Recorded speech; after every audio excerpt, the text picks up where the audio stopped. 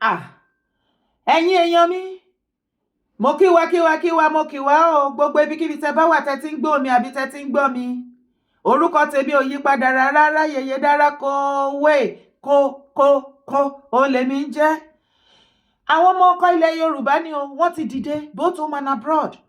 Wọ́n ní situation tó wà lẹ́sìn. Nǹkan méjì ni fídíò ìdálé lórí tí wọ́n pè mí sí lánàá tán ni mo ní láti ṣe findings kí dẹ̀ make sure pé mo ṣe fídíò yẹn. Mo dẹ̀ ti pé àwọn tó yẹ kí n pè láti lè jẹ́ kí n lè mọ nǹkan tó ń ṣẹlẹ̀ ńbẹ̀. Òun náà ni mo sáré bọ́ síta wá ṣe àlàyé ìjọ nítorí Ọlọ́run tí fídíò yìí bá dọ́dọ̀ ẹ̀ bá mi pín káàkiri torí pé kinní yẹn òun ni àwọn ọlọ̀tẹ̀ àti àwọn ọ̀tá tí inú wọn ò dùn sí àṣeyọrí àti ìgbé nǹkan tuntun tó ṣẹlẹ̀ sí ìran Yorùbá lórí ọ̀rọ̀ àpèrè Aláàfin of Ọ̀yọ́. Kì í ṣe ẹ̀yin ọmọ Ọ̀yọ́ nìkan, gbogbo ilẹ̀ Yorùbá both home and abroad. Nǹkan méjì ni wípé àwọn ọmọ ọkọ wọ́n ti fi ohùn ránṣẹ́ o, àwọn ohun tí wọ́n fẹ́ kí kábíyèsí Aláàfin tuntun ọba Abímbọ́lá Akeem Ọ̀wọ̀ Adé, ohun tí wọ́n fẹ́ kí wọ́n ṣe gbogbo ẹ̀ ní máa kà fún yín. Ìkejì, bí ẹ̀wọ̀n náà wọ́n ti sọ dé tí ẹ àbò wà lára àwọn tó ń sọ wípé kò yẹ kíní yẹn ṣẹlẹ̀ bẹ́ẹ̀ yẹn. Ṣé gọ́vnà Ṣèyí Mákindé of Ọ̀yọ́ state ṣé wọ́n fẹ́ dojú ìṣẹ̀ṣe rú ni? Ṣé wọ́n manipulate ìṣẹ̀ṣe ní nǹkan bẹ́ẹ̀ yẹn? Tọ́ wọ́n ní tó bá fẹ́ jẹ ọba ní ilẹ̀ Yorùbá gẹ́gẹ́ bí ọmọ ilẹ̀ Yorùbá tí ìwà tèmi jọ jẹ́ ẹ̀yọ́, wọ́n náà máa ń kọ́kọ́ wọ̀ pẹ̀bí. Tó bá ti wá ṣe ìpẹ̀bí tán tó jáde ńbẹ̀, ìgbà ẹ̀nà tó máa gbé ọ̀pá àṣẹ fún wọn. Ṣùgbọ́n ìwà àtèmi rí ní ọ́fíìsì gọ́vnà Ṣèyí Mákindé of Ọ̀yọ́ state wípé wọ́n ti gbé ọ̀pá àṣẹ fún new Aláàfin àti certificate ìyẹn sẹ́bìtìké. Ó wá rú ọ̀pọ̀lọpọ̀ lójú pé reverse is the case ní ṣe ẹ̀yin politicians tó ti bẹ̀rẹ̀ àbí nǹkan. Mo wá ní ẹ má wọrí o, ẹ jẹ́ kémi náà lọ pé àwọn tó mọ̀ jù mí lọ kí èmi náà lè mọ nǹkan tí mo máa ṣe gẹ́gẹ́ bí wọ́n ṣe ní kí n ṣe àwọn àlàyé yẹn sínú fídíò yìí kí n tètè bá wọn jù síta kí àwọn lọ̀tẹ̀ kí wọ́n má bàa lè penetrate through ẹ̀ láti dá ọ̀hún sílẹ̀. Ṣùgbọ́n tá a bá rí ẹnikẹ́ni nínú yín tẹ́lẹ̀ ẹjọ́ ọmọ Yorùbá yálà ó jẹ́ Haúsá tó ń gbé ní Ọ̀yọ́ àbí ó jẹ́ Fúlàní tó ń gbé nílùú Ọ̀yọ́ àbí tó jẹ́ lára àwọn olóyè tó ń ṣọ̀tẹ̀ Aláàfin tuntun yìí tẹ́ ẹ ti gbowó tẹ́ bá wá fẹ́ sọ wípé fẹ́ lọ kó àwọn kan jọ, ẹ fẹ́ dá wàhálà sílẹ̀ ní ìlú Ọ̀yọ́, ẹ fẹ́ dá omi àlàáfíà tó ṣẹ̀ṣẹ̀ rú yìí ẹ fẹ́ dá rúrú gùgùgù. Ẹ ti rógo láwọ̀ Ṣèyí, ẹ mà ti rógo láwọ̀ Mákindé tí lóun máa gbé yín, ẹ máa fẹ́ wọn, ẹ fi dúra, ẹ faṣọ pépé roko ọba. Wo brother mi, my young brother, my youngest sister, ẹ̀yin yúùtù mi, ẹ má gbowó kọ̀ọ̀kan lọ́wọ́ àwọn afọbajẹ tí wọn ò fẹ́ kí ìtẹ̀síwájú bá ilẹ̀ Yorùbá o, bíi ti àwọn bàbá Báṣọ̀run Lágùnà àti àǹkó ẹ̀yọ̀ bíi mẹ́fà àwọn bẹ́ẹ̀ yẹn. Ẹ má gbowó lọ́wọ́ wọn o, torí ìran Fúlàní ní Sókótó làwọn ń ṣiṣẹ́ fún, adẹ̀ ti dójú wọn mọ̀ wípé wọn sí lára àwọn ọmọkọ ilẹ̀ Yorùbá. Tán bá wá pè ẹ́ tán ní kó wá da àlàáfíà tó wà ní Ọ̀yọ́ sì kó dàrú, má bá wọn síbẹ̀ o. Tí ọwọ́ Mákindé bá bà ẹ́, wàá rọ́tì nínú jail. Mo wọ́n nu ẹ o. Ẹ wá gbọ́ ohun tí àwọn ọmọ ká ti bi pẹlẹbẹ ká mú mọ́ọ̀lẹ̀ jẹ. Okay, kí tó tẹ̀ tó wá kí tó kà yẹn fún yín, ẹ jẹ́ ìṣàlàyé lórí ọ̀rọ̀ ọ̀pá àṣẹ òṣọ̀pá àṣẹ. Nígbà tí mo wá ṣe findings mi lọ káàkiri, wọ́n wá jẹ́ kó yé mi wípé Dára bá wa ṣàlàyé fún gbogbo àwọn èèyàn wípé kò rí bẹ́ẹ̀ yẹn o, nítorí gbogbo wàhálà àwọn Fúlàní, àwọn ará Sókótó tí àwọn ọmọ àlè àárín ilẹ̀ Yorùbá kan tó ti gbowó lọ́wọ́ wọn tó ṣàsọ wípé wọn ò ní gbà láti dá àlàáfíà ilẹ̀ Yorùbá rú àti tọ̀yọ́ ń bẹ̀. Òun ni gọ́fúnà Ṣèyí Mákindé of Ọ̀yọ́ ṣe tètè sáré gbé ìgbésẹ̀ tí wọ́n gbé kí àlàáfíà bá a lè jọba. Wọ́n wá ní kí kó yé gbogbo wa wípé ṣé ẹ rí sàtífíkẹ́ẹ̀tì tí ẹ̀ ń wò yìí, it is a very normal, but ṣé ẹ rí ọ̀pá àṣẹ yìí tí a jọ ń wò tẹ́ ẹ̀ ń rí, wọ́n ní ká ẹ tẹjú mọ́ ká ẹ wò ó rẹ o, ṣójọ òríjínà ọ̀pá àṣẹ tí àwọn aláàfin tó ti wàjà sẹ́yìn ṣójọ. Wọ́n ní ceremonial ọ̀pá àṣẹ lélẹ̀. Wọ́n yẹ sọ fún mi nìyẹn. wọ́n ní ká jẹ́ ká lọ, wọ́n ní ká lọ fẹ̀dọ̀ wa lórí òróró, ká má jẹ́ kí anybody kó pò kan ìbànújẹ́ fún ìwọ àtẹ̀mí. Wọ́n ní gọ́vnà Ṣèyí Mákindé of Ọ̀yọ́ State, mi ìwà defend wọn ṣùgbọ́n òtítọ́ ni mo gbé dání. Wọ́n ní wọn ò dá wàhálà lẹ̀, wọn ò dẹ̀ fi wọn kí politics bọ́. Wọ́n ní ọ̀pá àṣẹ yẹn ceremonial wọn lásán ni. Ní ìsìn tí wọ́n ti wá gbé jáde, tẹ́ ti rí fídíò tó ti la gbogbo Ọ̀yọ́ kọjá, gbogbo oríṣiríṣi pẹ̀lú ọ̀pá àṣẹ àti certificate yẹn. Ọ̀yọ́ bàbá wa dì ní wa láàfin, ikú bàbá yèyé ọba Bímbọ́lá Ọ̀wọ̀ Adé ó ṣẹ̀ṣẹ̀ fẹ́ wọ̀ pé bí ní báyìí. Ìrìn àjò orí àpèrè Aláàfin ṣẹ̀ṣẹ̀ fẹ́ bẹ̀rẹ̀. Kódà wọ́n jẹ́ kó yé mi tí mo bá parọ́ o ká lè mọ̀ wípé mo ṣe findings mi káàkiri ẹ̀yin tẹ́ ẹ mọ̀ jù mí lọ àti gàgà ìyẹn ọmọ Ọ̀yọ́ tẹ́ súnmọ́ orí àpèrè yẹn. Wọ́n ní ó kéré jù torí pé orí àpèrè Aláàfin ó wà lórí àpèrè tó gàgàrà tó gogoro nílẹ̀ Yorùbá, tí ilẹ̀ Yorùbá so mọ́ nídìí tó jẹ́ pé gbogbo ibi tó bá ń lọ báyìí wọ́n máa ń wọ́ wa dání lọ ni. Wọ́n ní nítorí ẹ̀ ìrìn àjò yẹn pọ̀. Wọ́n á bẹ̀rẹ̀ sí ní wọ̀ pèbí nísìnyí, wọ́n ló kéré jù nínú ìpèbí yẹn wọ́n á lò tó oṣù 3. Ìyẹn gan yàtọ̀ fún yẹn, wọ́n ní wọ́n ti yẹ ìtúyìn máa wọ ilé Ṣàngó. Ẹ̀yin tẹ́ mọ̀ jù mí lọ, wọ́n ní ilé Ṣàngó wà Kòso tó jẹ́ wípé tó bá wọ ọbẹ̀ tó bá máa jáde wọ́n máa fọ́ fẹ́ǹsì ni, and so many others. Kí máa display, kí máa sọ much. Ṣé ọ̀rọ̀ mi yẹn mo kàn fẹ́ kó yé yín ni wípé tẹ́ ẹ bá gbọ́ awuyewuye táwọn lọ̀tẹ̀ ti ń sọ, ẹ̀gbọ́n etí yín nù, ẹ sọ fún wọn pé ẹ̀ṣọ́ tẹ̀sẹ̀ àsìkò ti tó, Yorùbá ti jí o, a ò sùn mọ́ o. Bẹ́ẹ̀ ni ẹ jẹ́ kó máa yé wọn wípé ọ̀pá àṣẹ tó wà lọ́wọ́ Ọ̀wọ̀ Adé Aláàfin tuntun kì í tì í ṣe original ọ̀pá àṣẹ Aláàfin tí wọ́n máa ń gbé dání o, ceremonial wọn lélẹ́yìí. Tí wọ́n bá ti wá ń sọ létí ẹ gbọ́ etí nù, kò jù bẹ́ẹ̀ lọ. Ṣùgbọ́n before then mo fẹ́ kó wá gbọ́ fídíò. The Aláàfin stool is very important, not just to Oyo town or Oyo state, but the entire Yoruba race.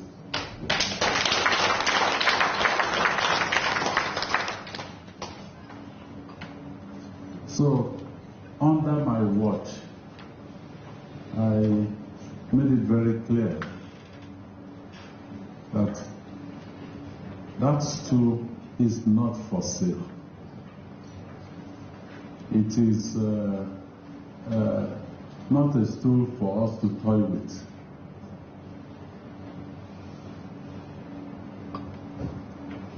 I met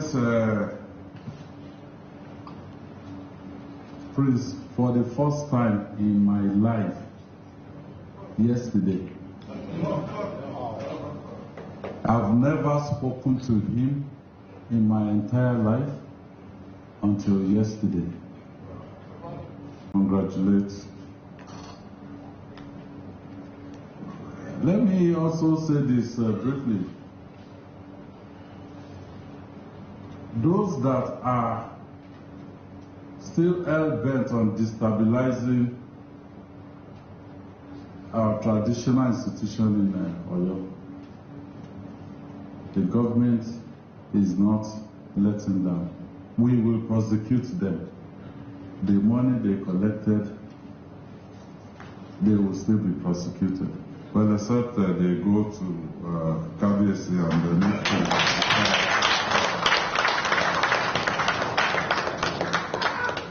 If he forgives them, I will also forgive them. Oh, now, gẹ́gẹ́ bí mo yín sọ fún wa lẹ́ẹ̀kan pẹ̀lú àwọn àlàyé yẹn pé nǹkan méjì ni àwọn èèyàn pè mí fún pé a ní láti ṣe findings ká ṣe àlàyé yẹn fáwọn èèyàn. Ìkan ni mo sọ nípa ti tọ̀pá àṣẹ yẹn. Now, àwọn ọmọ Yorùbá both home and abroad wọ́n ti fi mẹ́sẹ̀jì ránṣẹ́, wọ́n fi lẹ́tà ránṣẹ́ o, wọ́n ní ohun tí wọ́n fẹ́ lọ́wọ́ Aláàfin, the new Aláàfin ọba Ọ̀wọ̀ Adé. Mo wá ní ṣé kò tí ì wà ẹ́lì jù ni? Wọ́n ní rárá o. Wọ́n nítorí wípé kékeré báyìí láti pẹ̀ka àrókò o, wípé tí a ò bá pẹ̀ka ìrókò láti kékeré tó bá ti dàgbà mọ́ni lọ́wọ́, ẹbọ kàǹkàǹkà báyìí ni ó mọ̀ gbà lọ́wọ́ èèyàn. Wọ́n ní ká ti sìn ká tètè máa sọ fún new Aláàfin àwọn nǹkan tí ó ń bojú àwọn ọmọ Yorùbá jẹ́ tí a rí lára àwọn kábíyèsí wa lénìí tí wọ́n ń ṣe tí a láìkì rárá tó ń tàbùkù bọ orí àpèrè ilẹ̀ Yorùbá, most especially àwọn A-list ọba wa tí ó jẹ́ nǹkan ìbànújẹ́ fún wa. Àwọn kábíyèsí ìwọ̀n ìwọ̀n mọ̀ pé ó ń tì wá lójú, ó jẹ́ ìbànújẹ́ fún wa. À ń complain bọ̀ wọ́n fi wágún lágídí. Wọ́n wá ní the new Aláàfin kí wọ́n má ṣe bẹ́ẹ̀ o. Lára nǹkan àkọ́kọ́ tí wọ́n máa kọ sí bí ìmá ni wípé like his predecessor, he must be associated with Ìṣẹ̀ṣe. It is no coincidence that the stool of Aláàfin is associated with Ṣàngó. Ṣé tí ń gbọ́? Wọ́n ní the new Aláàfin ó gbọ́dọ̀ ṣe kí ni? Ó gbọ́dọ̀ bá Ìṣẹ̀ṣe ṣe. Ṣé dẹ̀ mọ̀ wípé táwọn sáìdì Lukman Gbádégẹṣin tí àwọn Ọ̀yọ́mèsì tí Báṣọ̀run kọ́kọ́ sí wọn tán ní dandan fẹ́ gbé síbẹ̀, àwọn yẹn ò fẹ́ Ìṣẹ̀ṣe. Anything nípa Yorùbá traditions no, wọn ò fẹ́. Ṣùgbọ́n ẹ bá wa béèrè lọ́wọ́ Sultan of Sokoto, ṣé wọn ò ní Ìṣẹ̀ṣe tí wọ́n practice nínú palace wọn bẹ́ẹ̀? Mo ń bi wọ́n ní o, ṣé Sokoto ò ní tradition tiwọn? Wọ́n lè má gbé sí gbangba, kókò jẹ́ pé Islamic yẹn nìkan náà máa display. Kò sí ìlú tó wà láyé tí wọ́n ti ń jẹ ọba tí wọ́n ní nǹkan Ìṣẹ̀ṣe. Tó bá ní irọ́ ni mo pa, ṣé o ti gbàgbé ìgbà tó fẹ́ jẹ ọba ìgbà tó fẹ́ jẹ ọba ní ọba King Charles ní UK, ní ìgbà tí Queen Elizabeth tó wàjà, ṣe bó rí gbogbo àwọn tradition tí wọ́n perform, àwọn eléyìí tí a ìrí lójú ayé nìyẹn. Kò wá imagine kan tó máa yí dìn ní kọ̀kọ̀ tó lè gbé jáde, at least oréwúrẹ́ dúdú. Ó dẹ̀ rí tí King Charles kó tó di pé wọ́n proclaim ẹ̀ pé is the new king o, ó rí pé wọ́n mú wọ ṣọ́ọ̀ṣì, òkúta wà ń bẹ̀ oríṣiríṣi, ìyẹn ní kọ́kọ́. Now àwọn ọmọ Yorùbá wọ́n ní ká tún sọ ilé ẹ jẹ́ continue.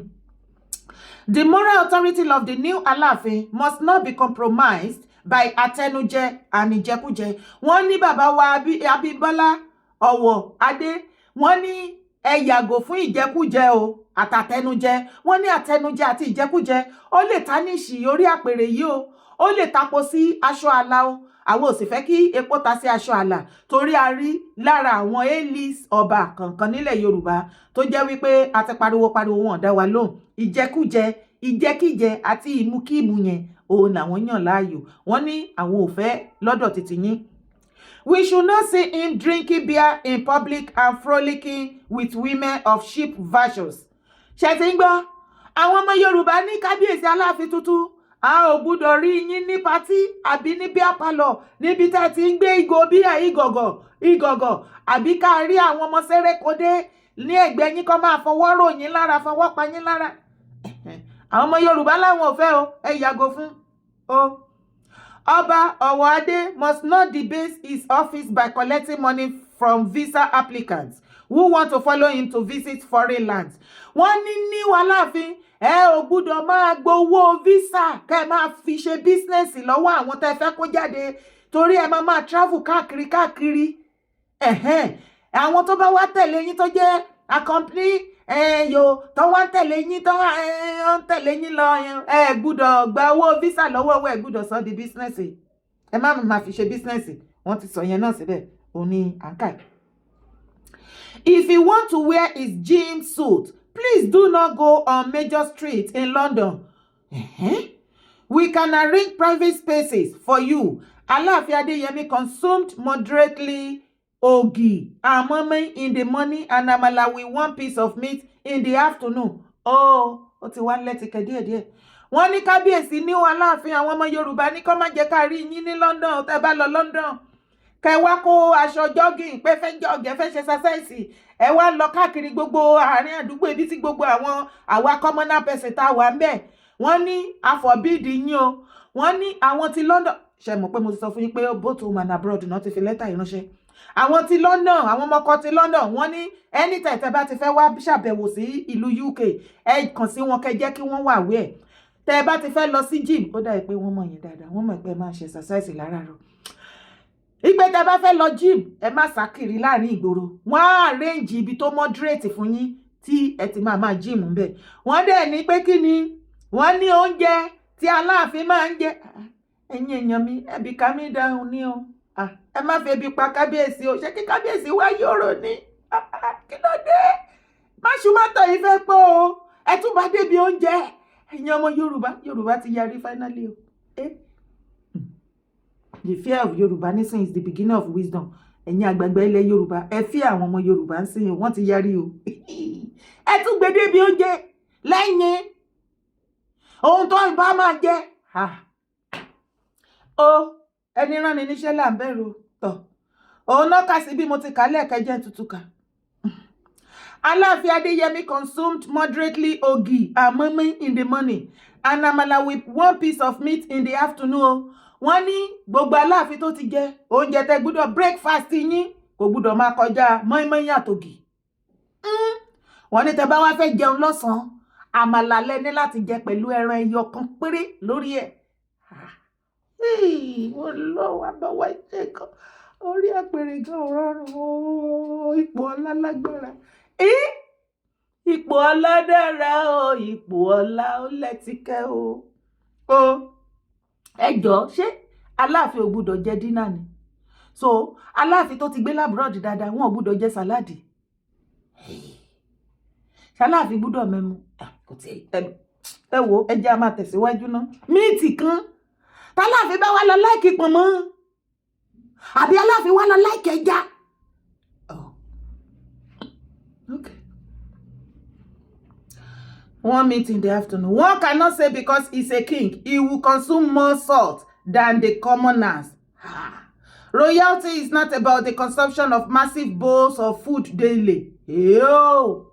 Enjoyment with friends can be confined to secret spaces.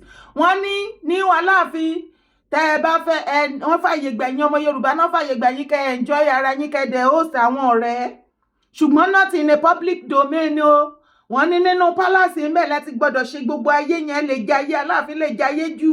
Ṣùgbọ́n gbogbo ẹ̀ kò rí mẹ́ẹ̀ nínú palace kò ṣe pé máa ṣe káàkiri tá máa rí yín ní from one party to the other tán yán máa shake yín.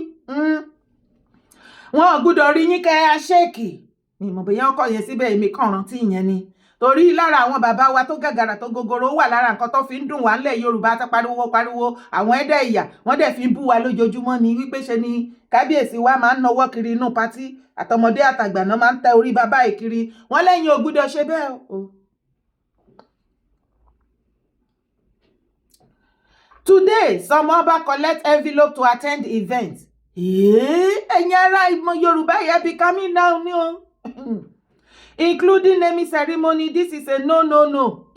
Wọ́n ní àwọn ọba kan máa ń gba owó kan lè attend. So àwọn kábíyèsí máa ń gba envelope kan tó attend party. Àṣírí tú o morogo.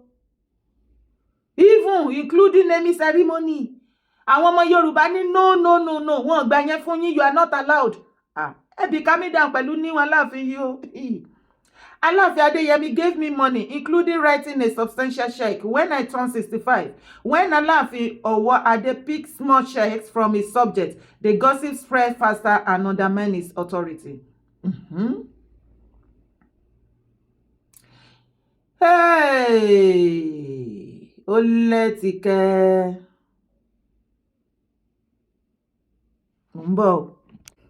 Iṣẹ́ ipò o. The new Aláàfin is expected to put Ọ̀yọ́ on the global map by unearthing, promoting and sustaining the Yoruba race, histories, tradition and culture as one of its chief custodians. Wọ́n tún tẹ̀síwájú bí wọ́n ní the new Aláàfin must promote the Yoruba language ni o. It is the best thing that the Aláàfin can do to plant the consciousness of the Yoruba race into the heart of its descendants and admirers who now occupy different places of the world. Yoruba language must be revived as a language of technology in ways that anyone using whatever is produced by the Yoruba people will be smitten by profundity of their culture. The Aláàfin must connect very keenly with Ile-Ife to defeat the possibility of internal contradictions and strive that cool trigger implosion based on seeking self-serving ambition. Ẹ ti ẹ̀ wá rí níbi tá a bá dé kíní ìpọ̀ ọlọ́run kúkú ṣe Ọọ̀ni ìrìṣà tó wà ń bẹ̀ wọ́n yọ̀ǹgì ní Aláàfin wọ́n yọ̀ǹgì èmi ò wá rí nǹkan tí kò lè jẹ́ kí wọ́n ṣe àṣepọ̀ àbí ọlọ́run á ṣàtò gbogbo ẹ̀.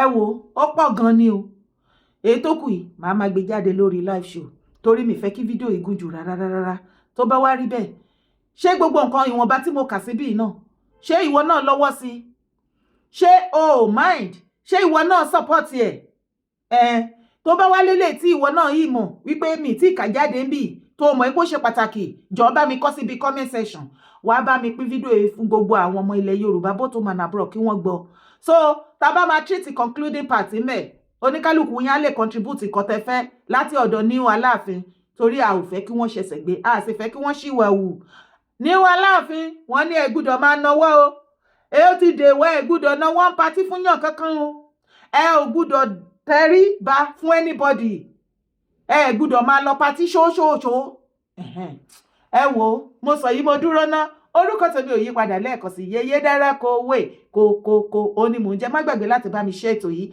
má sì gbàgbé láti bá mi support brand mi support my brand subscribe to my YouTube channel drop your comment ire gbàgbà.